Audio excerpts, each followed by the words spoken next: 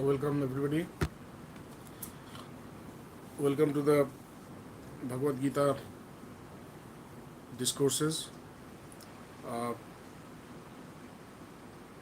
so we are in the fifth chapter, and the fifth chapter, the name of the fifth chapter is Sanyasa Yoga.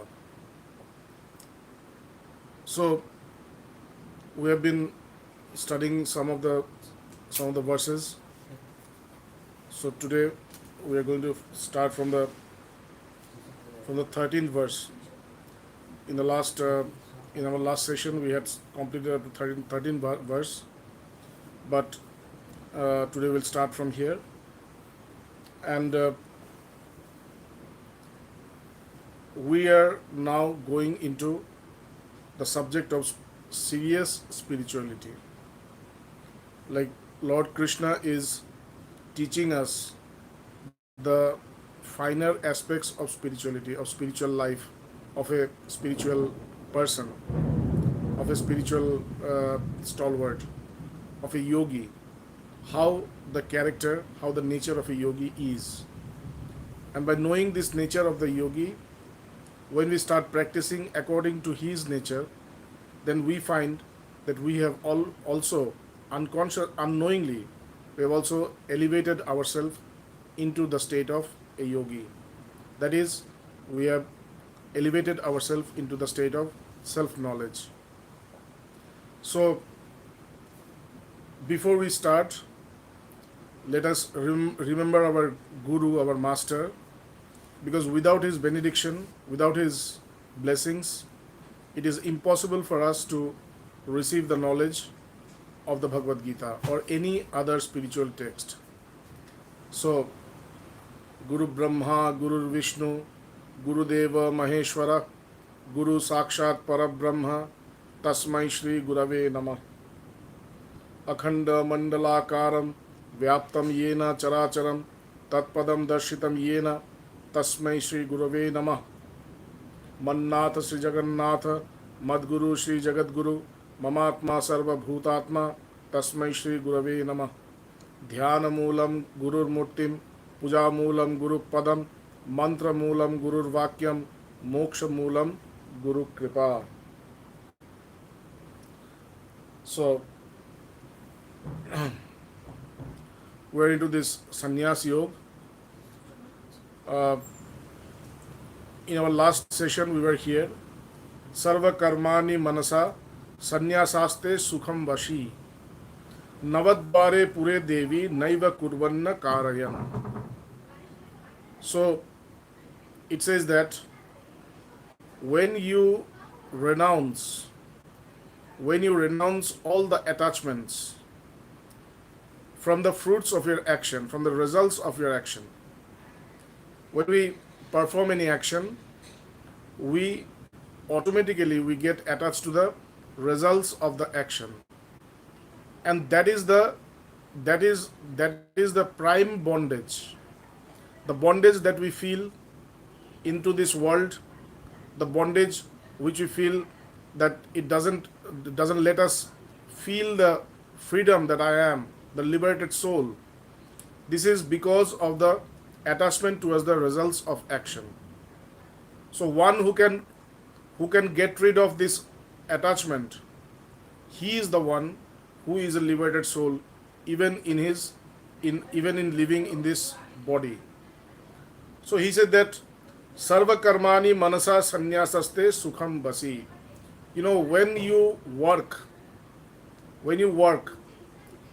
so while you are performing the action, the best way to get renounced from the results of action is to remain attached from the sense of the notion of the doer. Always remain unattached, separated from the notion that I am the doer. So when you are performing any action, always know that you are not the doer. You are not involved in the action at all.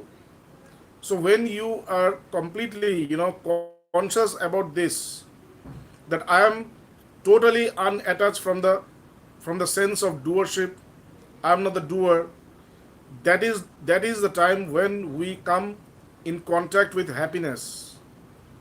Why do we suffer? Why do we have pain? All, but if we can remove that notion that I'm not the doer, then we get rid of all sufferings, and we always feel the eternal bliss, the eternal peace, the eternal happiness that has been flowing within us eternally. The peace, the happiness, the bliss is always within us. It doesn't come from outside, it's always within us. But we are not connected to that bliss, we are not connected to that peace, and that is why we don't feel peace. Our life is full of uncertainty, our life is full of distractions. Why? Because we are not connected with the peace which is within. Lord Krishna says that the moment you can unattach yourself from the sense of doer, that is the only way by which you can come in contact with the huge, with the infinite peace, with the naiva kurvanna karayan. This body has got 9 gateways. That is 9 openings, and through those 9 openings we communicate with this world. We come in contact with this world. That is why this body is regarded as a city of 9 gateways. So this is not a body, it's a city. It's a city of 9 gateways. In that city I reside. I am the self, I am the soul, I am consciousness. I reside in the city of 9 gateways. So though I perform all actions, but I don't get tainted by any action or any results of action. When do I not get tainted? Well, while I'm performing actions, when I can get rid of this notion that I am not the doer. So when I'm completely, means at peace, when I'm completely at peace with this notion that I am not the doer at all, though I am performing all the actions, that is the only way towards freedom, there's the only way towards peace, and that is the only way to get rid of all the evil effects of the results of actions. So this is what we had already studied in our last session. So today we start from here, the 14th one. न कर्तृत्वम न कर्माणि लोकस्य सृजति प्रभु न कर्म फल संयोगम स्वभावस्तु प्रवर्तते. Now it talks about 2 persons. One is the self and the other is the non-self. The self, though he resides in the body, though he is he is the observer of all the actions, though he is observer of all the changes, of all the panorama that is happening, the realm of this panorama, this duality, though he is present there as an observer, he does not at all get involved in this. He is always pure. He is always consciousness. There is no taint of unconsciousness. There is no taint of matter within him. He is always conscious. He is always the soul. He is always the self. He is always knowledge. There is no ignorance. There is no ego. And then it says, "Na karma phala sanyogam svabhavastu pravartate." And if this non-self, this jivatma, the non-self, the jivatma, the person who is the ego, who says I, but he is not the real I, the unreal I, because he does not get rid of the results of action, of the attachment to the results of action, because he does not get rid of the attachment that I am the doer. He's always into that. He always consider himself as the doer and the enjoyer of the results of action. Because of this nature of his, he does not change. He does not have any transformation. He stays within this and goes through this process of transmigration from death to death. But the self always there.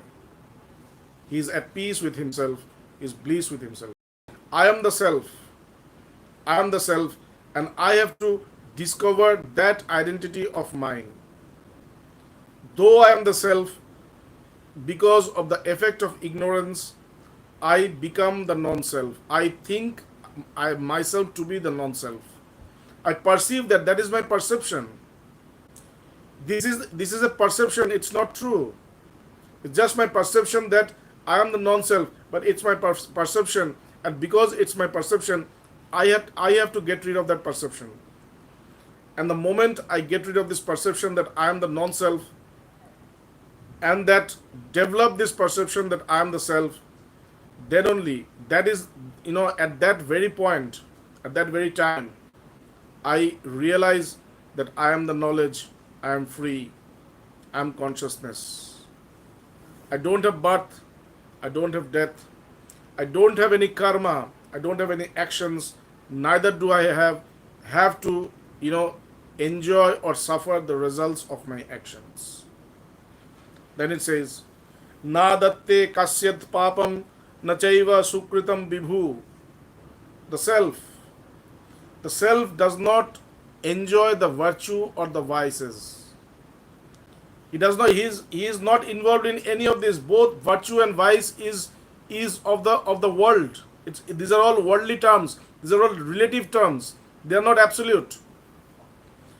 Absolute self does not have any vice or any virtue. It's beyond that. It's beyond that. Because it's the only one. Because it's the only one. There is no two. And because there is no two, and because there is always, because he's always consciousness, there is no point, there is no time that he can become unconscious, that he can become, ignorant.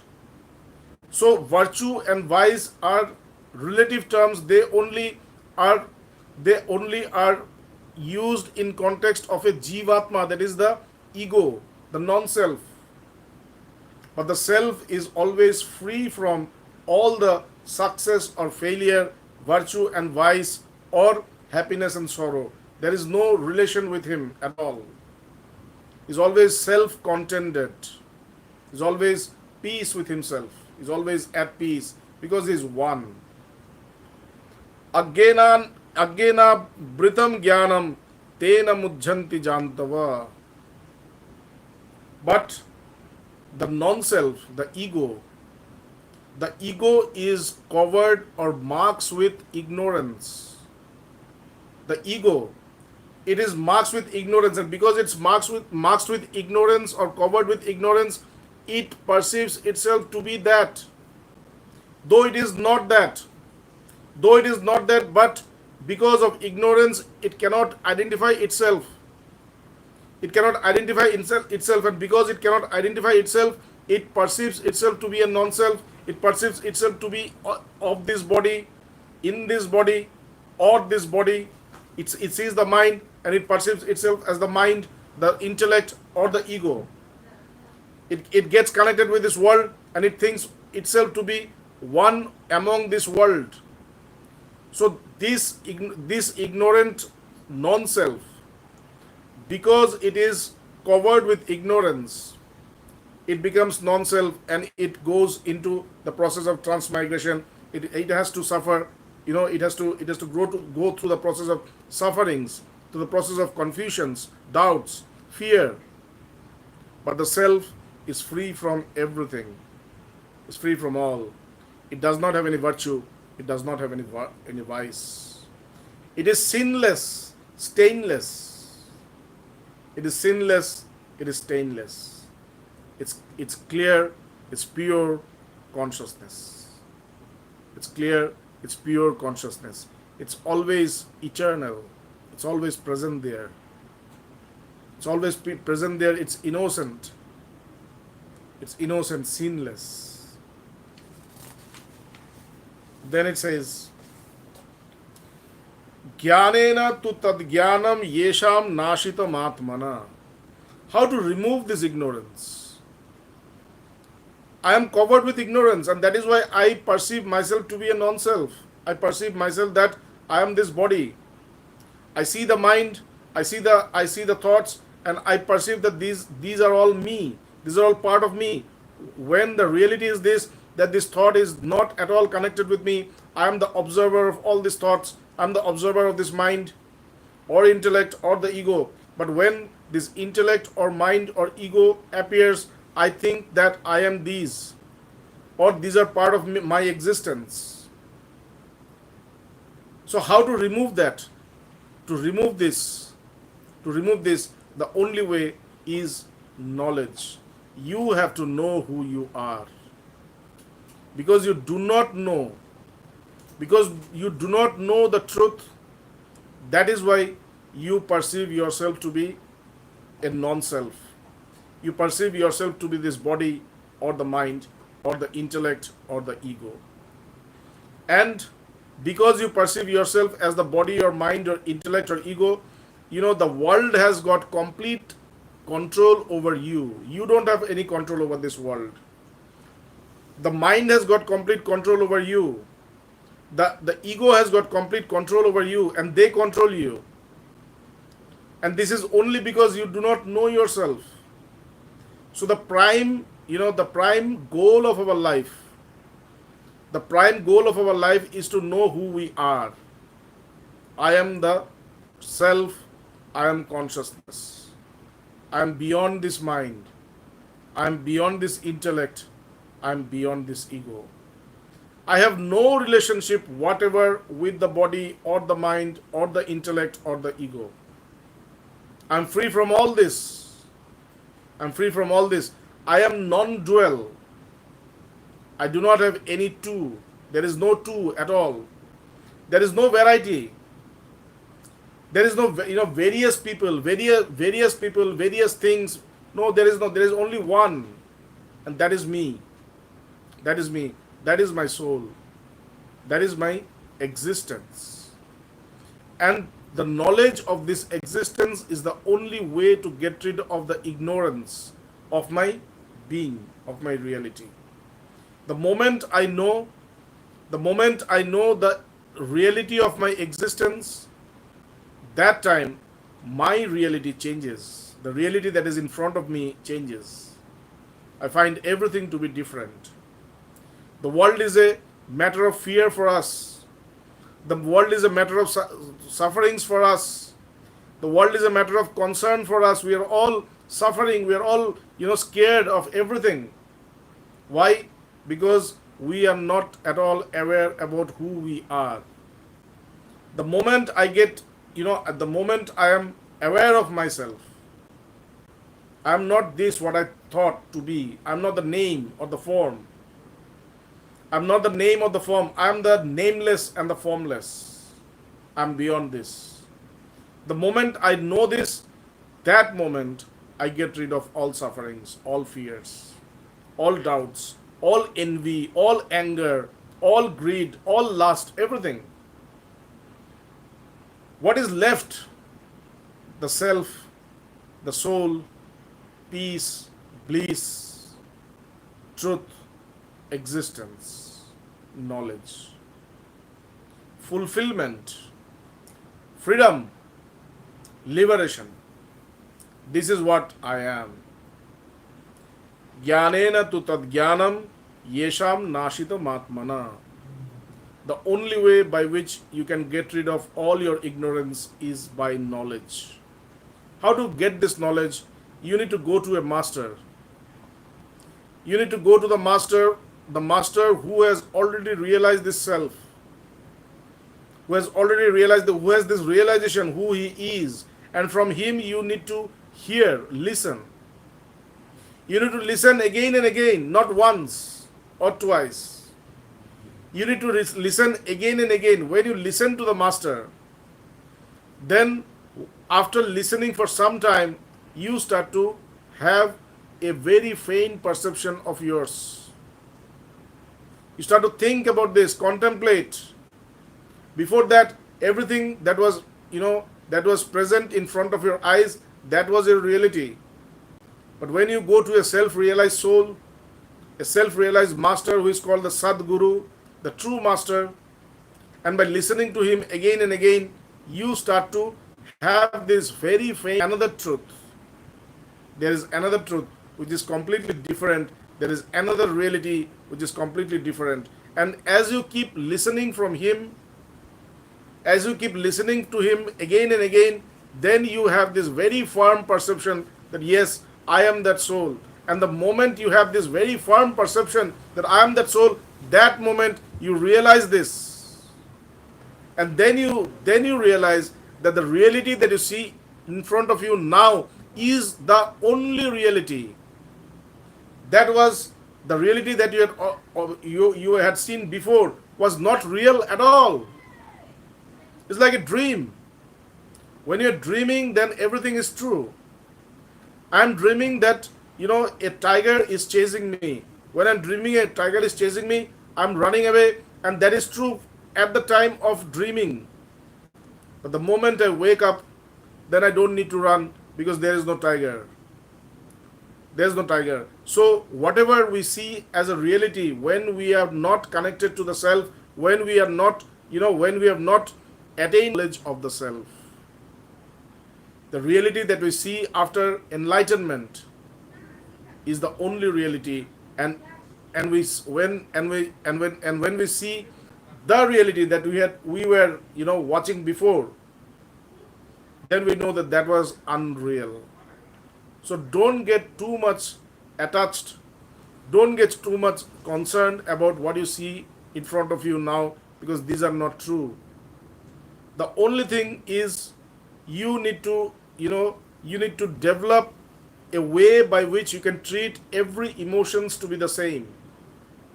When we have happiness, we get attached to that, we become very excited. There is happiness, we become very excited, we run after that, we want to restore it, we want to keep it as long as we can.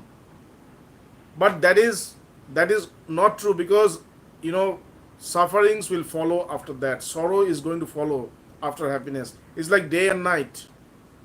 When the day comes, the night also comes, and when the night comes, the day will also come. So this is inevitable. It's all happening. It's all going to happen. So there is no way that you can get rid of this. There's no way we can get rid of this. So when there is no way that I can get rid of this, so what to do? We need to treat everything to be the same. Happiness and sorrow, profit and loss, success and failure, good and bad, everything to be the same. Friends and foe, everything to be the same. And the moment you start to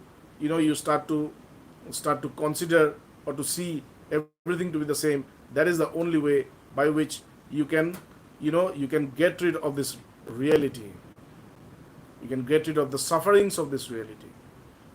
So it says, Jnanena tu tad jnanam yesham nashitam tesham adittavad jnanam prakashayati tatparam. And when you are enlightened by this fact that I am not this body, I am not this mind, I am the self. When you are enlightened by this fact, then what happens? Then you glow like 1,000 suns. The light of the 1,000 suns, it comes towards you, and then there is no darkness at all. So to come to light, so get rid of darkness means all the mental agonies that we go through in this world. The only way is self-knowledge. And when you attain that self-knowledge, then you see that you glow like a sun where there is no darkness at all.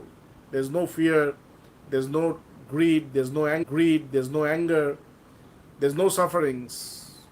There's no sufferings. You are Satchidananda. Your existence, your knowledge, your bliss. You feel that and you stay like that, your life changes, your reality changes. And that is why it says, Tad Buddhaya. Because it's so. Because it's so, it says, Tad Buddhaya. Always engage your intellect into that. Don't spend your intellect in thinking about this world. Your intellect is very, very costly because it is the deciding factor. It decides every move, every step of yours. Our mind gives us option, either this or that. It gives us two options always. It will say this is this and this is this. It does not give us any conclusion. It is the intellect which concludes, which chooses, which determines. So intellect is very, very costly. Very, very costly. It's very important. So when you are spending your intellect, when you are engaging your intellect, you have to be very sure that you are engaging your intellect in the right cause. So it says tad buddhaya, always engage your intellect in the pursuit of knowing the self. That is the best use of your intellect. You really want to really want to use the intellect at its best. The best way is to engage itself in the pursuit of knowing the self. Knowing the self. Tad buddhaya tadatmana. Engage your mind. Engage your mind only in the thought of the self. Don't think about this world. This world will remain as it is. It will never change. It was like this forever. From eternity, the world is like this, and for eternity, it will be like this. It will not change. It will be the same. So, there is no point of thinking about this world. So, how can I use my mind? The best way to use your mind is to engage into the thought of the self. Always repeat within yourself, I am the self, I am the self. Always try to contemplate this one. I am the self, I am the self. Keep yourself in this thought. Don't get out of this thought. Keep yourself. Then how will I do my duties? How will I do my work? Those works will be done automatically. You will be surprised to see that the intensity or the efficiency of your work before and the efficiency and intensity of the work when they are engaged into the thought of the self are very, very different, are very, very superior. When you engage your mind into the thought of the self and always keep thinking, always keep thinking that I am the self, I am the self, at that moment any work, any action that you do, they're all very, very effective because they have started to become pure. Why they have started to become pure? Because your mind is engaged into the thought of the self. Your mind does not get attached to the actions or the results of actions, and because of those, the actions becomes pure, the actions becomes light, the actions becomes enlightened. Those actions become the cause of your enlightenment. Tad buddhaya tadatmana tannisthaya. Be sincere to this. To be sincere to this cause of this pursuit to know the self.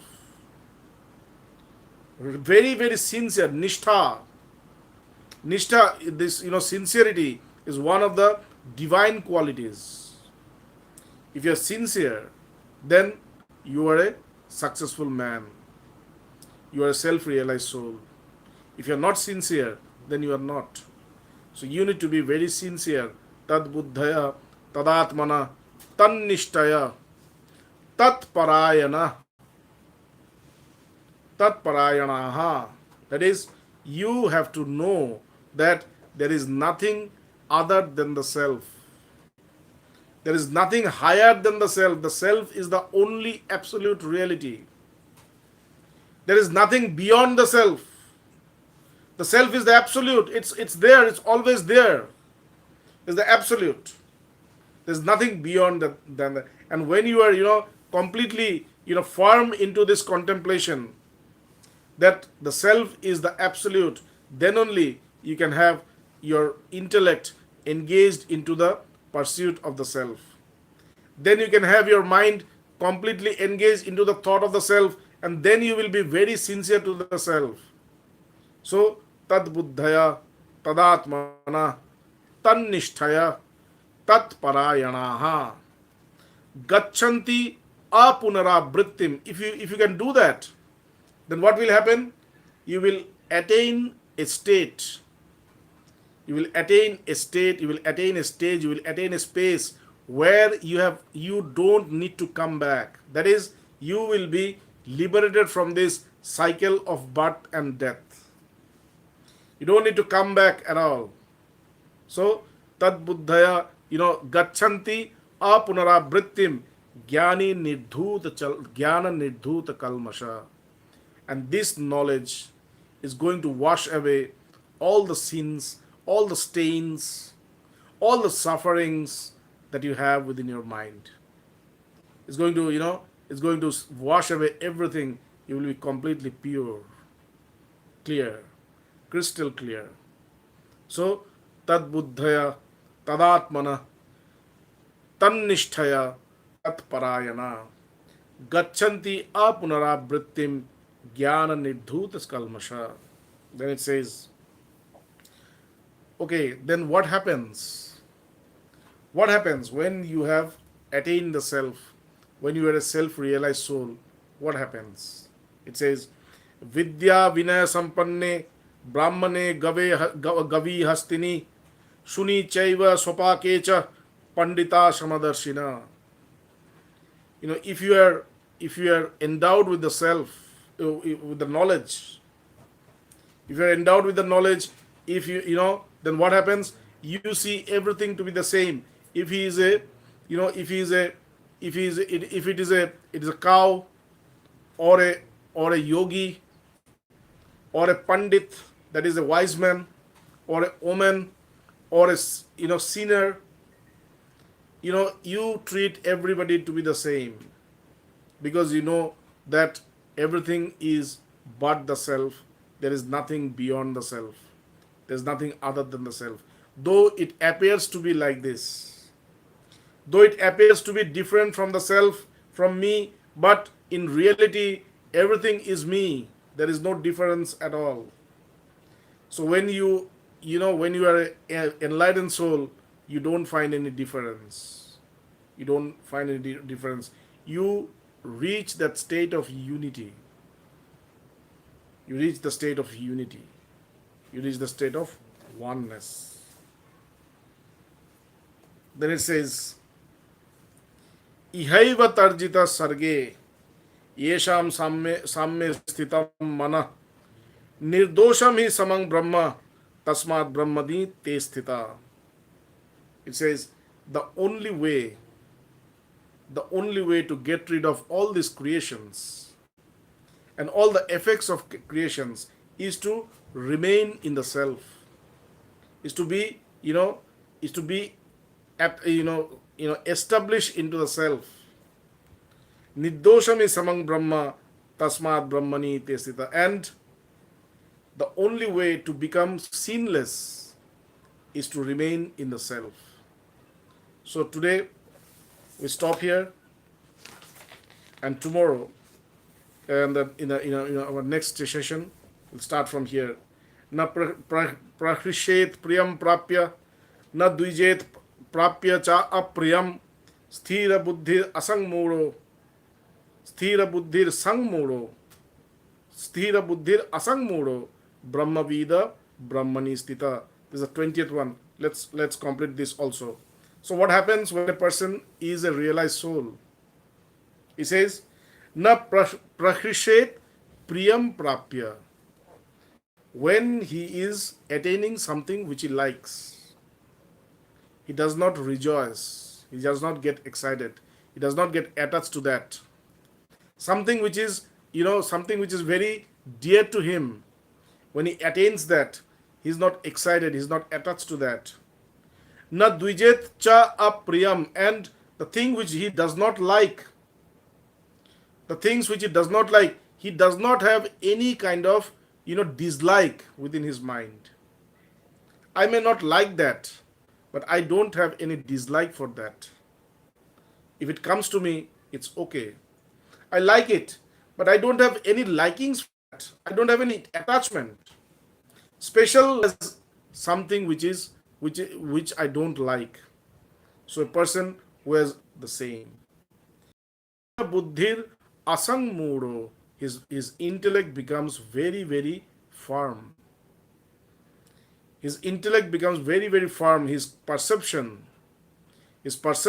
intellect, his way of thinking, his mind becomes very, very firm, very, very quiet, very confusion. He's not a confused soul. He's a very clear one. He's free from all confusions. He's free from all confusions. Brahmavid, Brahmani Stite, the one who is established into the self is the one who knows the self.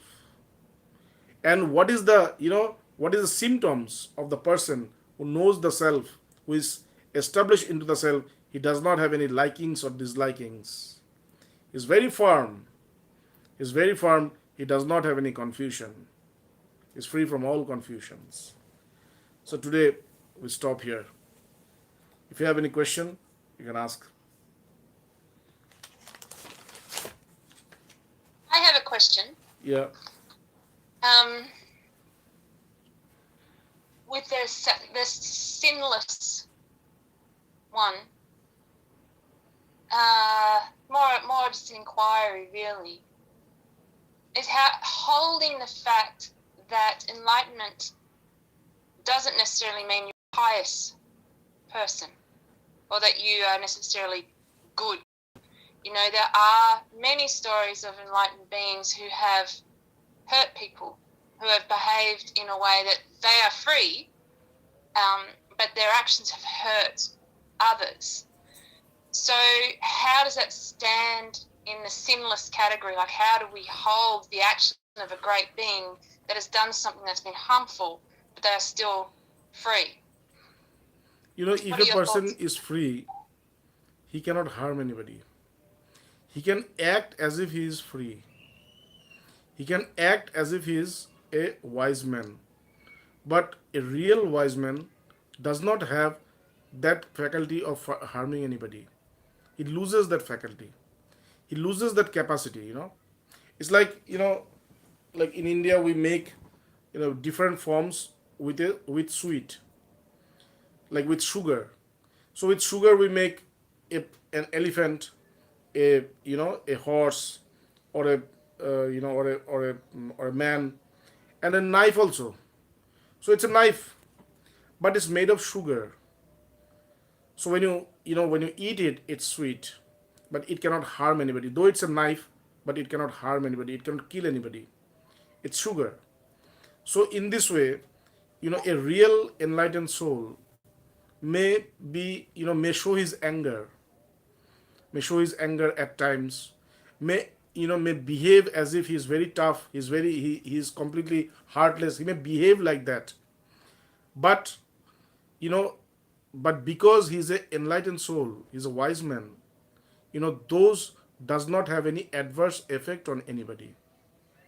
Or in the long, maybe somebody does not understand. In the long run they will understand. But there are people who behave as if they are enlightened. They behave as if they show that is as if they are enlightened, they are wise. So in those cases they already have all these vices within them.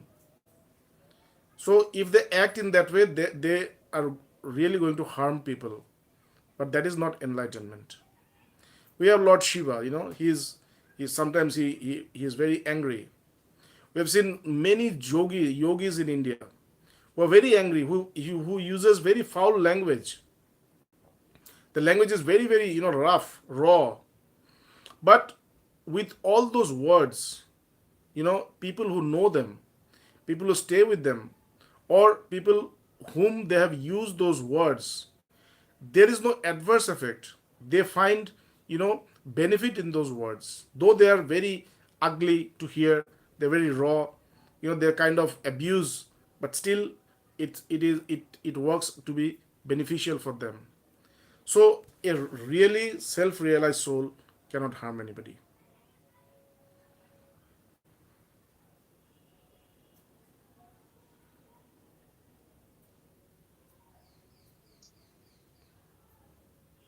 Yes, Miss Mata, where do we go from there?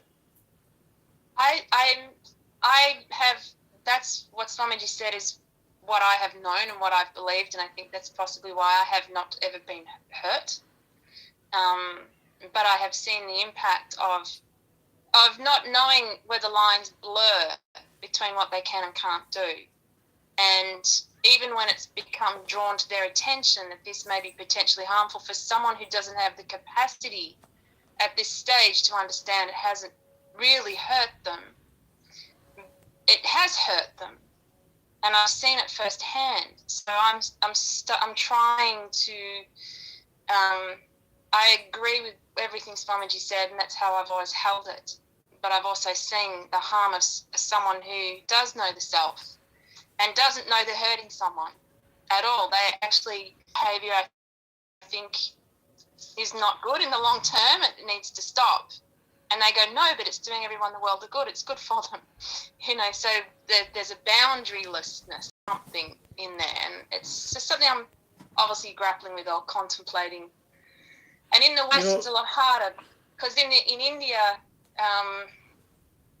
in the West, it's a lot harder because our example is particularly, you have to be able to walk on water. If you can't walk on water and turn water into wine, you're a nobody anyway. They don't care. You got a tough gig over here. So they watch you. Like in India, I think there's more awareness that you can never judge a free person. You can never judge an enlightened being because you will not understand their behaviour until you're there.